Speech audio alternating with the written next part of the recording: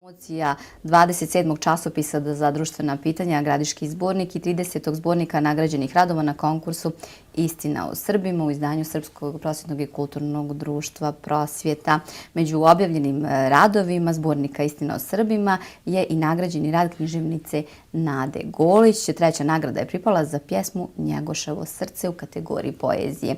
Meni je veliko zadovoljstvo što u jutarnjem programu je moj prvi gost, gospođa Nada Golić. Dobro jutro i dobro nam došli. Dobro jutro, bolje vas našla. Hvala na pozivu. Evo, kao što sam rekla, i ranije smo s vama razgovarali u našem radijskom programu o vašem nagrađenom dijelu, a svakako i u svemu tome što čini vašu karijeru kada je riječ o pisanju, pa da nam malo kažete kakav je bio osjećaj kada ste primili tu nagradu i uopšte šta vama kao književniku znači nagrada. Pa osjećaj je naravno fantastičan. Dobiti jednu nagradu od takvog konkursa kao što je Istina o Srbima, koji već 30 godina traje, je naravno velika, prestižna. Ja sam dobila treću nagradu za poeziju Njegoševo srce. To je jedna poema u 7 pjevanja. Znači mi mnogo i daje mi, što kažu, vjetar u leđa. Inače nisam konkurisala često na nekim konkursima, nisu me nešto posebno privlačili, ali ovaj u Gradišci Istina o Srbima je, zato što je anoniman, zato što se sve šalje pod šifrom i vidjela sam u stvari da je prisutan veliki kvalitet. Zaista interesantan i upečatljiv naziv Njegoševo srce. Da. O čemu se radi? Radi se u stvari o našem Petru Petroviću Njegošu. On mi je bio velika inspiracija. Kada sam se pripremala za ovaj konkurs, željela sam napisati nešto sasvim drugo što do sad nisam pisala. To je bio u stvari neki moj lični izazov za mene samu.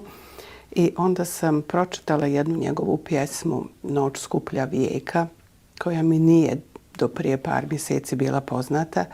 I toliko sam bila pod utiskom te pjesme da sam u stvari Njegoša tada vidjela u nekom sasvim drugom svjetlu. Nisam ga samo vidjela kao monaha, kao vladara, kao kneza, kao vladiku, nego sam ga u stvari vidjela čovjeka koji je bio željan ljubavi i koji je želio samo da voli, kako sam ja to razumjela.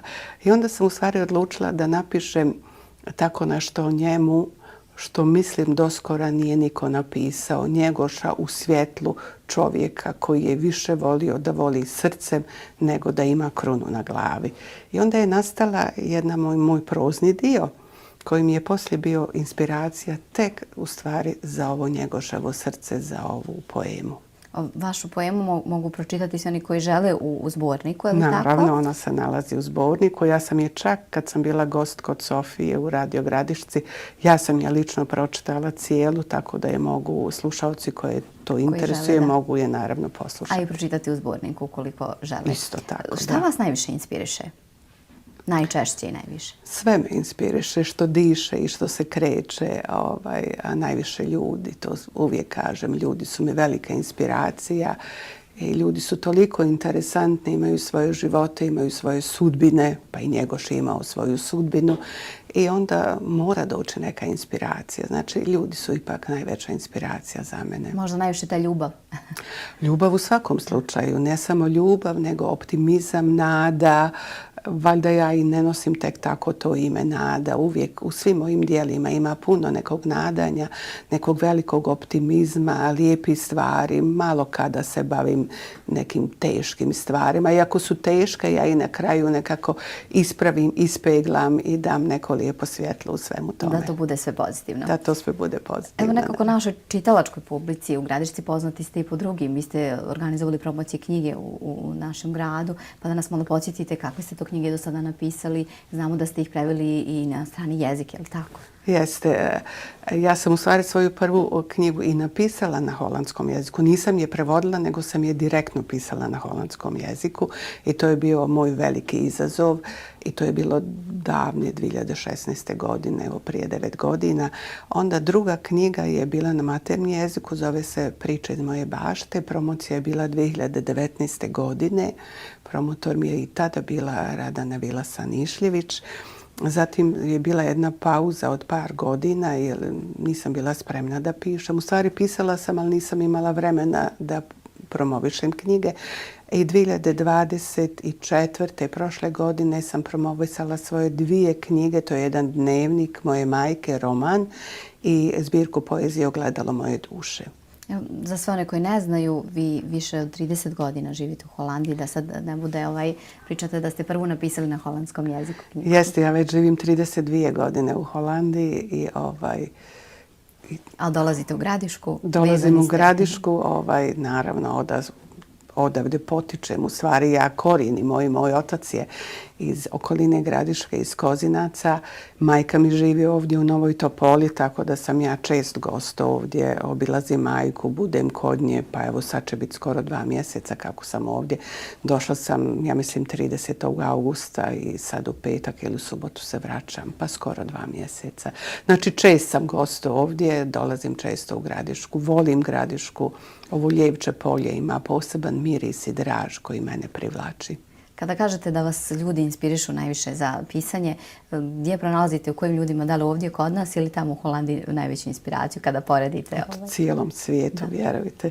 Ovu zadnju knjigu koju sam pisala, počela sam je, u stvari najveći dio sam napisala kad sam bila ove godine u januaru i februaru na Gran Canarijima. Znači u Španiji sam bila negdje. Jednostavno mjesto me ne veže, mene vežu ljudi, čujem priče, pročitam nešto. Onda kako su ljudi valjda i vidjeli da ja volim da pišem istinite priče ili neke događaje, onda mi se javljaju pa i sami ispričaju nešto, da. Kad ste počeli da pišete? Kad ste nekako prepoznali? Vrlo kasno. Moja knjiga je, prva je to objavljena 2016. godine, znači 2015. sam je napisala. Tada sam imala neki 56 godina, davno je to bilo. Znači, kasno sam se počela baviti pisanjem, ali sam zato cijeli život čitala. Pa tako je to valjda trebalo da bude, sve u svoje vrijeme. Kada poredite život, nekako da vas pitamo, pošto ste dugo u Holandiji, pa za sve nas koji to ne znam, kakav je život u Holandiji za razliku od ovdje kod nas? Pa dosta organizovan, smireniji nego ovdje. Dosta digitalan. Ja vidim ovdje, moja mama mora da ode na poštu da bi platila sve te uplatnice. Kod mene to ide sve automatski. Ja mislim da pošte kod nas više ne postoje, banke. Ponekada možeš ući u nju, podigneš novac ni slučajno. To se sve radi preko automata, sve i druge instancije funkcionišu tako da je u stvari sve digitalno. Da. Kada kažete o svojim dijelima, da li nešto novo pripremate, da li pišete? Vjerojatno ne postoji period kada vi kažete, sada ću ja pisati, već upravo to kad nađete inspiraciju, tada pišete. Pa da li pripremate neku novu knjigu? Ja pišem u stvari svaki dan nešto.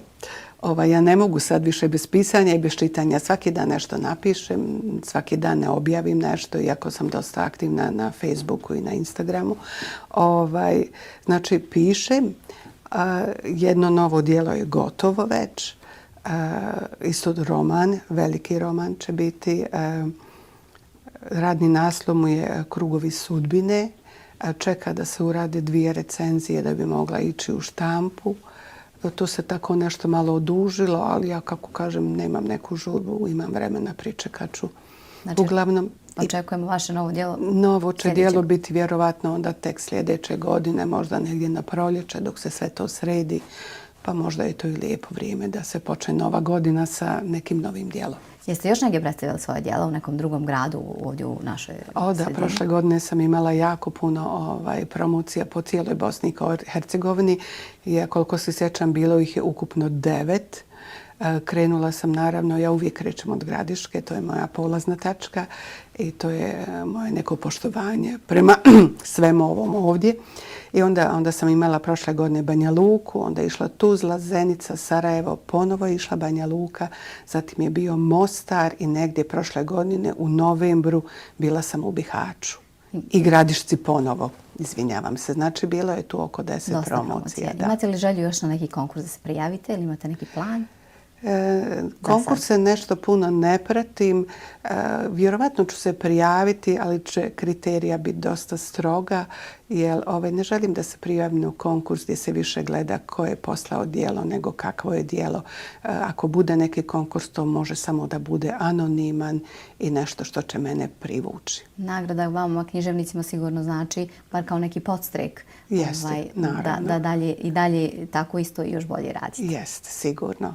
Da. Hvala vam puno što ste bili naš gost. Želimo vam srećan put. Evo, rekli ste da već za nekoliko dana vraćate se nazad u Holandiju. Ponovo vas očekujemo u našem gradu, odnosno vašem gradu. Hvala vam. Evo, poštovani gledalci, moj gost je bila književnica Nada Golić, koja je nedavno dobila nagradu za svoju pjesmu Njegoševo srce u kategoriji poezije.